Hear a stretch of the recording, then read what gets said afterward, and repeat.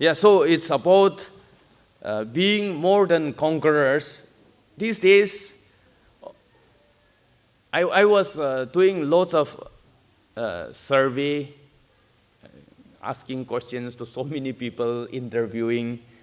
I have so many, lots of papers already taking notes. And then what I find is many people say that, many people used to say that their Christian life today, the way they see today is not so effective like in the past. Maybe in one way it can be, but on another way, people are also becoming so timid, so passive, so subjective, everything chalta hai, too much adjustable in a wrong way. In other words, their adjustment becomes a compromise. So we are not living up to the standard. We have seen so many great giants. Everywhere we go, we have heard about stories about great giants, spiritual giants, and today those people are missing in the midst of us. It's like Habakkuk was crying, even those days, Lord, I have heard of your great fame, those names. Revive them in our days. We used to have a Wednesday evening prayer meeting at 5 p.m. It's mostly dedicated for such revival, that God's Spirit will revive us. You are also free to join. You can join us anytime. We just have a time of silence, a little bit of meditation in the Word of God. We just seek the blessing of the Lord, and that God will, in His own time, revive us individually, strengthen us, revive our family, the society, and there will be mighty transformation. We have heard about great people like Apostle Paul, Timothy, Titus. Where are those people today? Where are the D.L. Moody's today? Where are the John Wesleys today? So it's a big question. People are living a very defeated and very much kind of frustrated, depressed, anxiety. See, depression has become a very common word. Psychologists, counselors, even psychiatrists, they are saying that they are getting overloaded with clients coming, visiting them. People are desperately looking for counseling because they are going through very difficult times. They are going through such depressive times in life. One man was asking me, can a true Christian be depressed for a long time? And I flatly said no. If you and I, if we are really genuine Christians, we will not remain depressed for a long time. Maybe for 1 week, 2 weeks, maybe for a certain period of time, like Elijah going into depression, we might go, but we will be revived. We will rise up again because we are called to be more than conquerors. We are not just going to be a subjective person. We are not going to be a subject of the world. We are not going to be defeated Christians. We are not going to remain just like that, like grasshoppers. But we are going to be more than conquerors. That's why when God called us to be more than conquerors, even to be conquerors itself is something I can't digest. It's so difficult to understand. If God is calling me to be a conqueror, that itself is a very high calling. And what more, the calling is to be more than conquerors. Just imagine. If we really think about it, to be more than conqueror, it's something extremely too much time. Something beyond we can even grasp. But that is the position where God is elevating us to that level. Who can be more than conqueror? Conquerors, if we really look like the Alexander, or Napoleon, Julius Caesar, those great conquerors. And to be more than that means there's no much words to tell. I can at the most say like we are called to be super conqueror or super champion. If we're in South India, South Indians, they understand better the word super. They will say, super. So many times they will say. That means something very excellent, too good.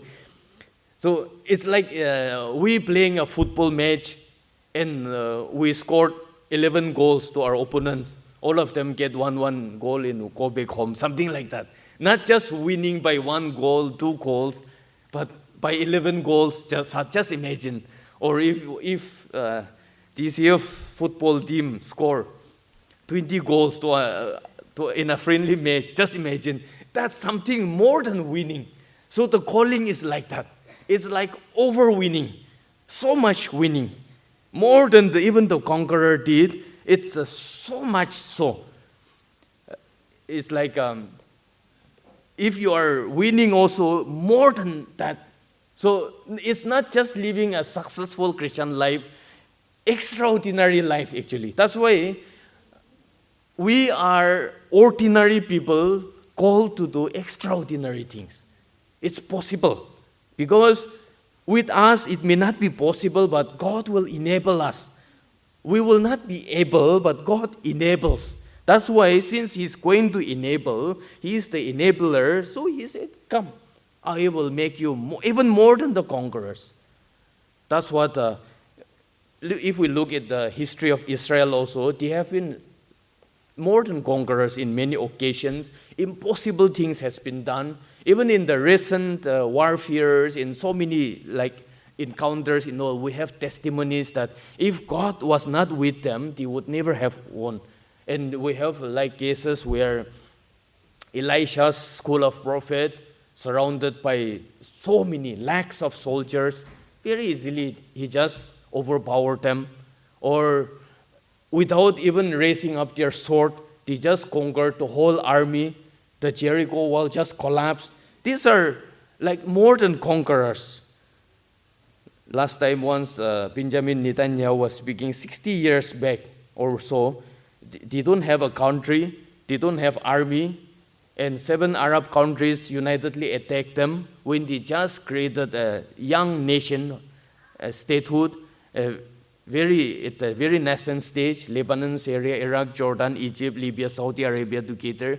At that time, they don't have the IDF nor the Air Force, and 65% of their land was desert, yet they beat them all. That also overwhelmingly beaten them up. That is being more than conqueror, because God was with them. They survived Pharaoh, Greeks, Romans. Just imagine, to survive Pharaoh is a big thing. And the Greeks, the most powerful people those days, Romans, in front of them, everybody collapsed. Spain, Russia, Hitler, Holocaust, United Arab Nations attacking, even Saddam Hussein, or many such terrorist organizations who are hell-bent to destroy Israel. Yet they survive because God is with them. And therefore, we are called today that we need to live like one. Because we are more than conquerors, live like one. Why so timid? Why so scared? Why do you live like grasshoppers? That's the big call of the Lord today. So, what are the areas that we need to conquer? First of all, tribulation. We are so scared of tribulation. One person literally asked me questions, during the time of tribulation, where will I run away? Tribulation is one thing. Satan will create so many things in our life. He will create those problems like Goliath standing in front of us. Just as Goliath was in front of David, so also lots of Goliaths will come before us. And one of them is tribulation. Thlipsis in Greek. That means, tribulation literally means you are being squeezed or you are under pressure. You are really under pressure, and you are so much squeezed and put under pressure emotionally, or it can be physically, or in many other ways. So we are under that tribulation. And then you will also face isolation. So isolation, and these are all part of the tribulation. And we need to overcome that. We have that power to overcome. Even this one, we don't have to be scared of. That is the message here. Another thing we need to overcome is distress. Stenochoria means narrow in space. We are squeezed we are pushed to the corner. We are confined. We lose our freedom. We are confined and we become helpless. It's also like even calamities. Calamities and huge sufferings, it can also put us under confinement and we become totally helpless. That is what is called we are in a distress situation. So when we are put to the extreme corner, we are confined, nowhere to run out, nowhere to escape, without an escape road, we will be tempted at that point of time. So we are totally helpless.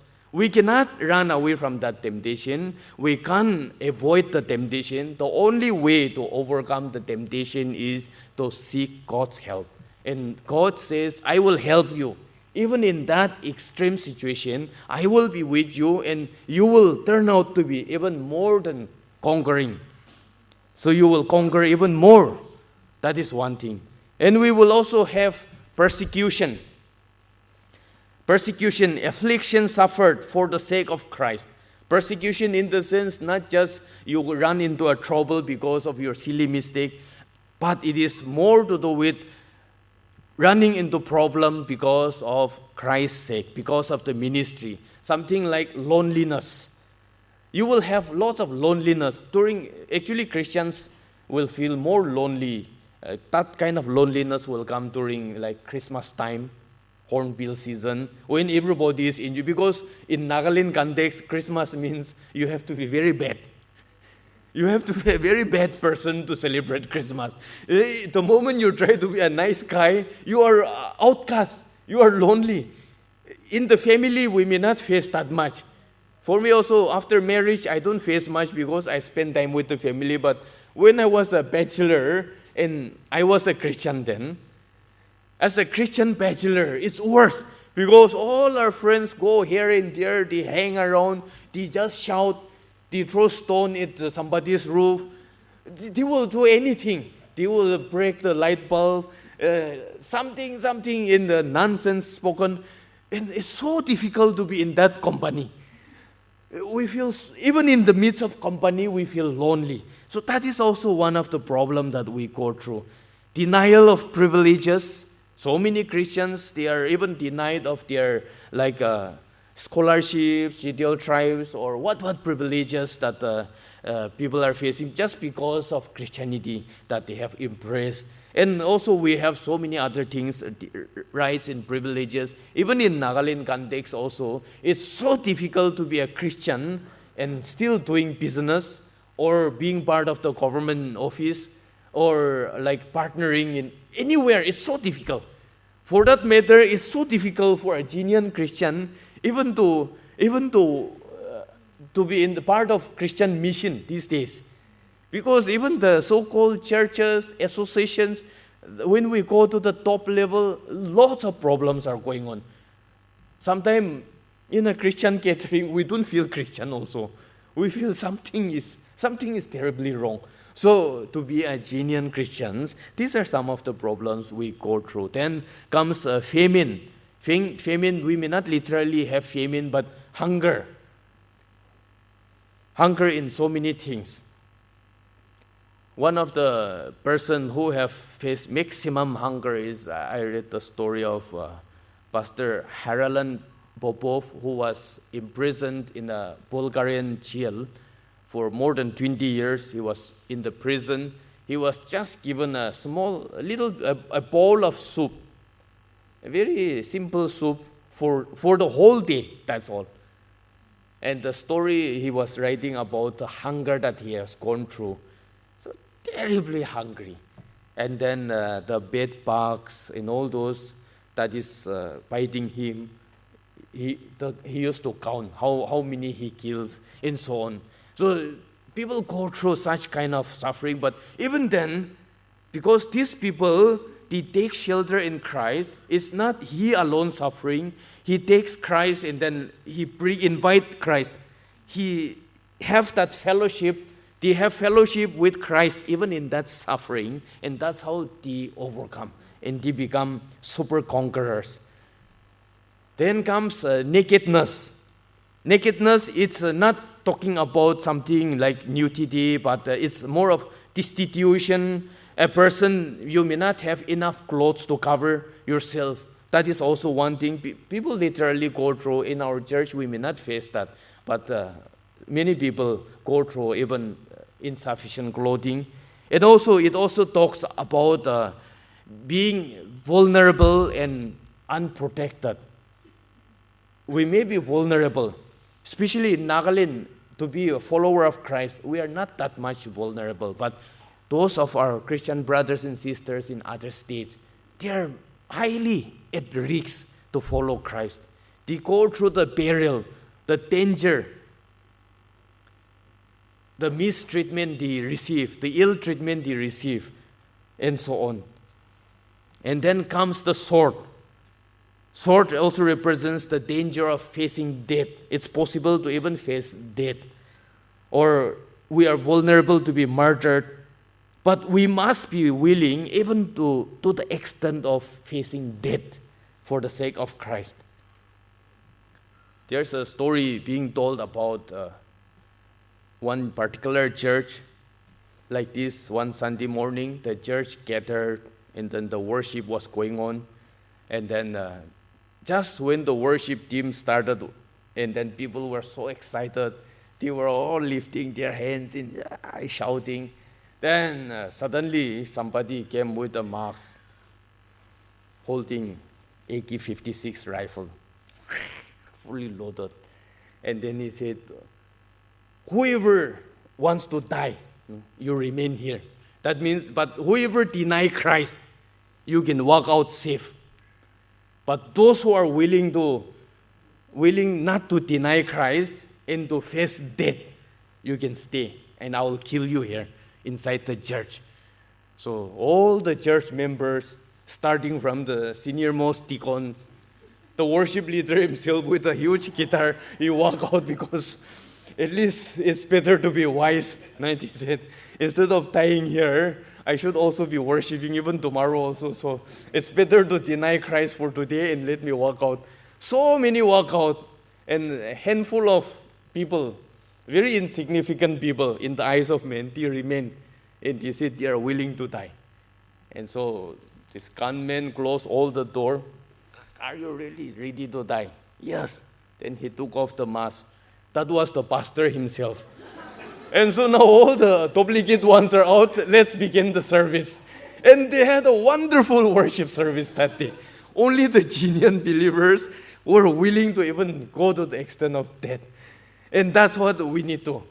Because when we are so scared of dying for Christ, when we are scared of tribulation, when we are scared of being persecuted for the sake of Christ, then we will not be a very strong Christian. We will not be a victorious Christian.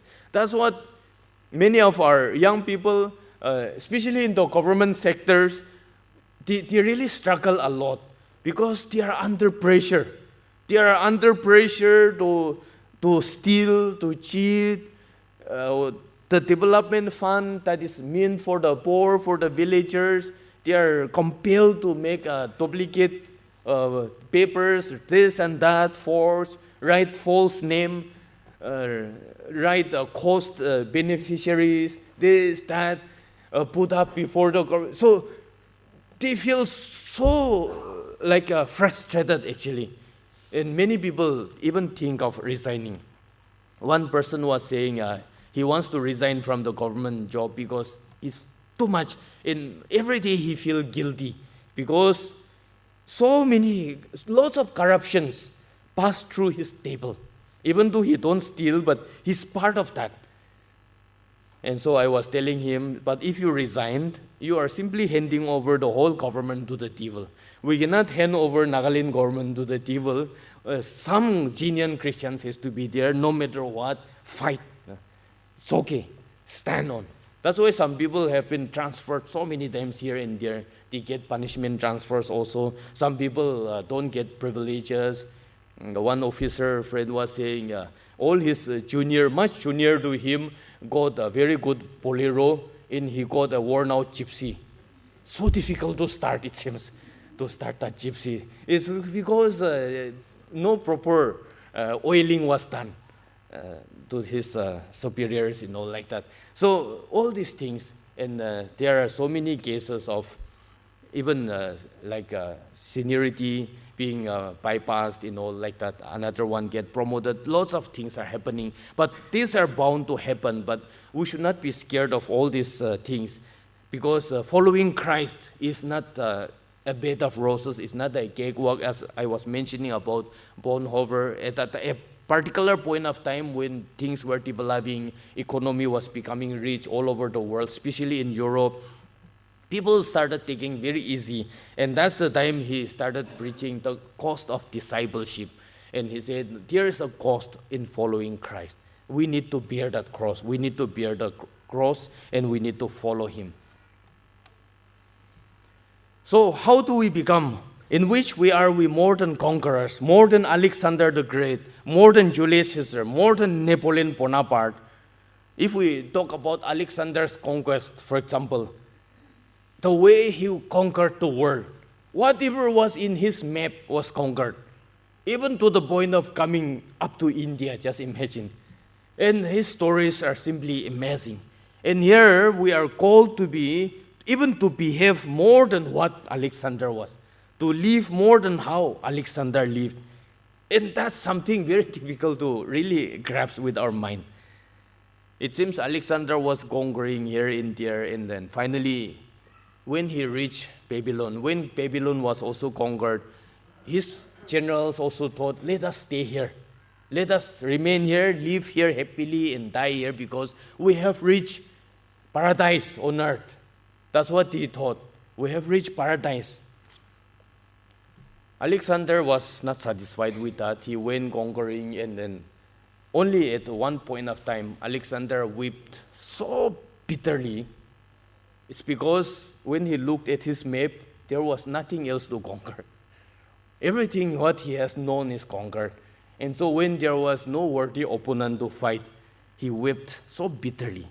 And more than that level of conquest, just imagine.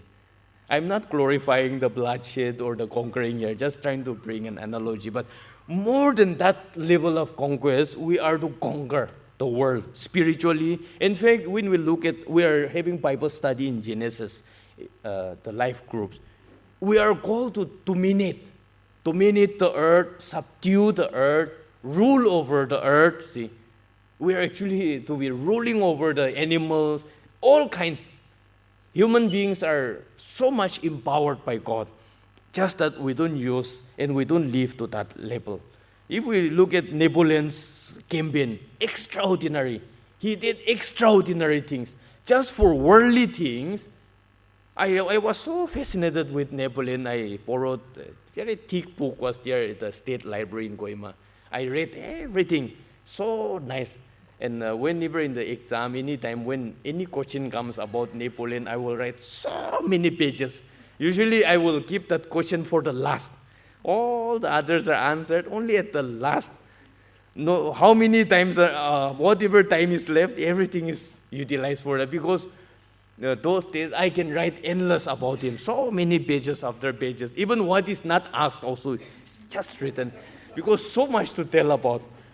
So much fascinated by the willpower that he has. Just for worldly things, he is that much dedicated, that much brave, that much strong enough, that much victorious. How much more we should be for spiritual things. Impossible is the word found in the dictionary of the fools. That's what he said. I gaze at my object and it starts coming towards me. See, these are powerful sayings. I saw the crown of France fallen on the ground and I pick it up with my sword. But even Napoleon was also wondering when he was in St. Helena Island. He wrote to his mother and asked, who is this Jesus of Nazareth? He wrote a very powerful letter. Julius Caesar, Charlemagne, Alexander the Great, and I have conquered nations and continents with our sword. But this man called Jesus of Nazareth, he conquered the entire humanity with love. And even today, millions are willing to die for him. And that's what Jesus have conquered everything. He was more than conqueror. He conquered the heart. And his conquest is credited to us. That's why we are even more than the conquerors. In Revelation, conquer appears 17 times. in the book of Revelation. And all the time, whenever conquest is talked about in the Bible, it's always connected somehow that the battle belongs to the Lord.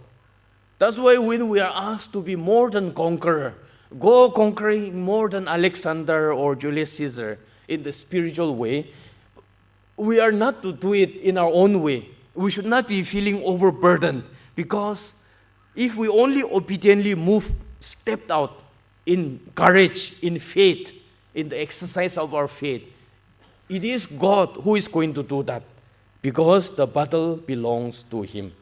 And we will win overwhelmingly through Christ.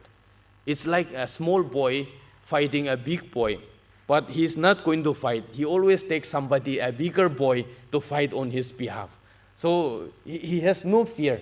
Sometimes I used to see, you must have seen here and there, some small ones on the street, they go challenging everyone, and they pick up quarrel, and they will always engage their elder brothers or somebody to fight on his behalf. So that's why they are so confident. We have more than that. We can do anything because Christ is behind us. It's the backup. That's what he said. If you only are doing my will faithfully, sincerely, you don't have to fear of anything because I am with you. It's like David's conquest. David pulled down a mighty giant Goliath, very disproportionate of his size, and something by ratio it's too much, actually, incomparable. Because he could not even lift up, he can hardly lift up the javelin, the spear that Goliath was holding. Just imagine in how he is going to fight him. He could not even wear the armor and the bulletproof, those battle dress, all those war armors, It was too heavy for him. And yet he easily pulled down because it was God's own fight. See? When we talk about the human conquerors, they all have their own Achilles heel. Achilles was one of that's how the terminology came, Achilles heel. He have some weakness somewhere. Achilles was an invincible conqueror, a warrior, because he was blessed by their God in such a way that the prophecy message was that to his mother, if you dip your son in that river, whatever has covered the son is inconquerable. No human being can defeat him. But when dipping the son, the baby boy into the water, the mother was holding the heel. And that portion of that heel where she was holding, it did not go deep into the water. That's how in all the fight he was winning. Nobody was able to win him. Finally, somebody, a very bad shooter, in fact, was aiming at his head somewhere, but by mistake it went down into the heel. It just shoot the heel. And then the heel is vulnerable. That's how Achilles' heel. And then he was defeated. Everywhere there's crack. Somewhere something imperfection. But for us, we are perfected in Christ. So there's no possibility of anywhere having crack or any such weak area, because he becomes our backup. He becomes the shield for us. And that's how we are authorized and we are told to move forward as a Christian soldier. Move forward, live without fear. Live a fearless life. That was part of our New Year theme, to begin this new year, a fearless living. Live a fearless life. We are so worried about this, that, so many things, but live fearlessly. The assurance for conquering.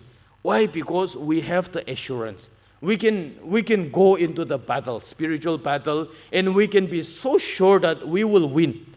We will return victorious. Why? Because we have the assurance. God, who did not even spare His only Son. If God did not spare His only Son to save us, He will not spare anything to make us victorious in His name.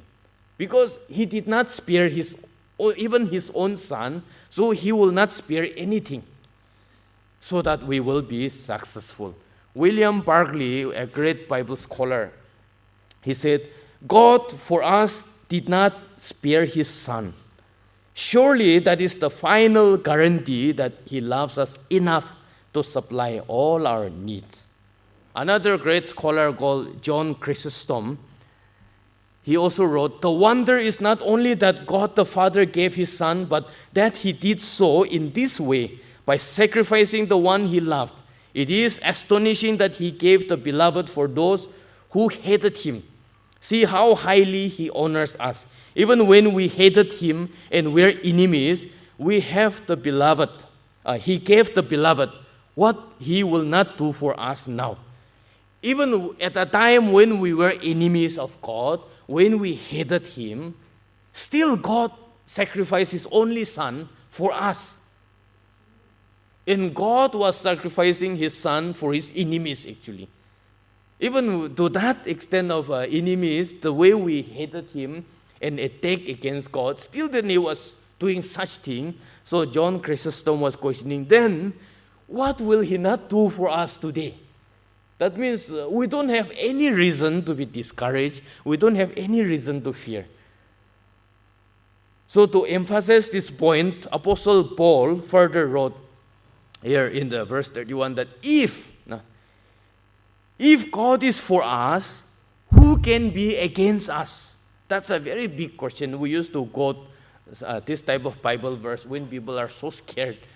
If God is for you, who can be against you? If God is for us, who can be against us? And in our dictionary, if is a word of possibility. If it in case like this. But here in the Greek, if, I don't know how to pronounce the A or something like that. Very difficult to tell. So this AIA, it stands for already fulfilled condition. In their grammar, it's different. It's already done.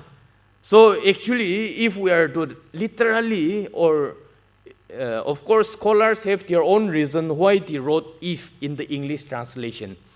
But if we have to write according to the meaning, it should be because. See? Because God is for us. It's not about if, because that possibility is not there. Because, or definitely God is for us, so who can be against us? It's a huge guarantee. So will God hold back anything on us? It's not possible. He will not hold back anything. He who did not spare his only Son, will he spare anything now? Who can accuse us before God when God had chosen us? That's also another question Paul was picking up in verse 33. Who can condemn us when God had acquitted us? See, the next verse. Who can separate us from the love of Christ? These are powerful questions that Paul keeps asking. And he refers to the love of Christ towards us. Not our love. We may not love him, but he loves us. So, nothing can separate us from his love towards us. See? So that is the message here. The extent of conquering.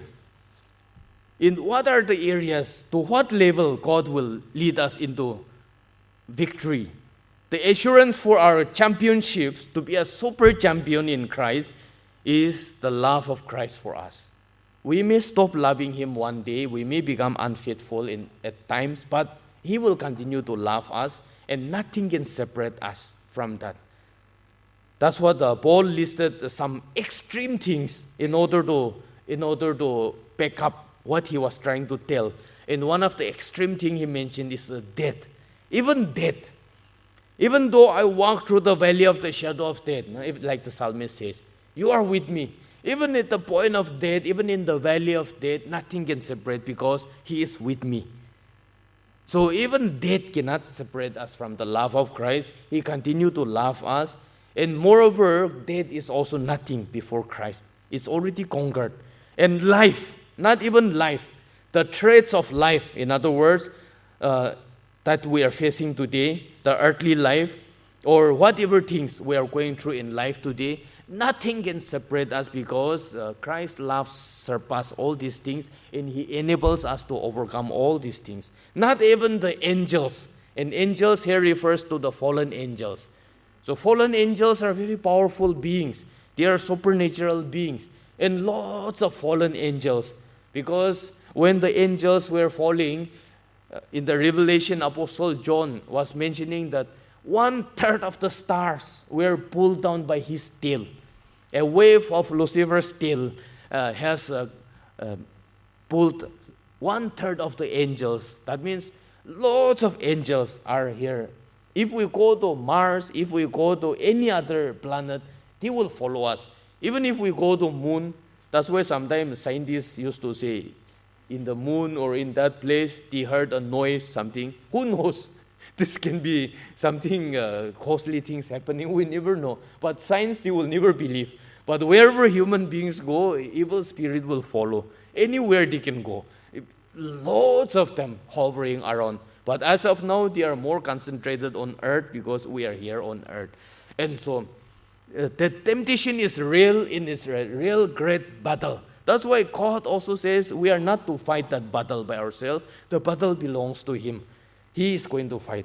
But all these things cannot separate us. Principalities, like evil beings, demons, in this context, nothing of such principalities, things present, what we are experiencing or going through now, no matter what kind of a tunnel experience that you are going through, no matter what problems you are in, nothing can separate us. Things to come, things yet to experience even in the future, or powers. It talks about even the powers of hell. Nothing can separate us from the love of Christ. Not even height or depth. Power in the sky to the highest point, or power below to the lowest point of the earth, anywhere is, or to the lowest point of hell. Nothing can separate us. Or any other created thing. That includes everything. Every being, anywhere, spiritual as well as physical, natural as well as supernatural, except God. So nothing can separate us. Any created things, nothing can separate us, or nothing can hold us back from becoming more than conquerors, by leaving us more than conquerors. Only if there has to be somebody who can stop us from that is God Himself, because He is the only one who was not created. But since God Himself is the one who is empowering us to become super champion in life, so He will never hold us back. He will never pull us down. So that shows that we are absolutely guaranteed to live a life of very high victory, highly victorious life. Not just a simple victory, but overwhelmingly victorious life. What an assurance that we have in Christ. So that's how we are called. So, my dear brothers and sisters, today, some people live a very carefree life after taking life insurance. I have seen one fellow driving so rough because he has life insurance. You don't realize, one day I told him, brother, life insurance is actually your death insurance. Only when you die, you are going to get something. People have, even I have seen during the coronavirus thing, those who have taken vaccine, they started roaming around Boise. I'm vaccinated. They even put up sticker, vaccinated. Even in their shop, we are all vaccinated. They boast about, so taking a small insurance like that, medically or whichever way. Some people have a very good medical insurance and they don't care about their health. But they don't realize, actually, there's lots to talk about that. So people feel so confident, even the military people wearing a bulletproof jacket, or those who are roaming in their bulletproof cars, they feel so overconfident. If such is the trust in the earthly things, if such is the trust in the earthly armor, how much more we need to trust and have confidence in the eternal security, the so-called eternal life assurance from God. So God has that assurance to us with promises for winning, and this promise has been demonstrated as a proof or guarantee for our victory, even to the extent of not sparing His one and only beloved Son. So that has been demonstrated that this is it. So even to the extent of like sacrificing His only Son as a sign in this way, if I'm not sparing my only son, beloved son, who is sinless, yet for the sake of the people's sin, I'm sacrificing him, that means it's a sure guarantee. So God's guarantee goes to that level. That is the level. So you are a champion, you are a super champion, so live like one of them. Let us not live like a beggar. Let us not live like in a victim mentality. Let us not be passive anymore, but let us live a very active life. So that is very important in life. So God bless all of us. We have the bulletin ready, so we will have a time of prayer for the bulletin. And as you walk out of the service hall, the church, you can also have a copy. It's a very hard work by the bulletin team. We really salute to them. So, and then the middle one, they were asking whether it should be stapled. So I told them not to staple because it's so beautifully done, this middle page, especially the other side, so that we will put it like a frame. So you can make a frame out of this or put it in your common room or in your kitchen, anywhere. So all the photos are here in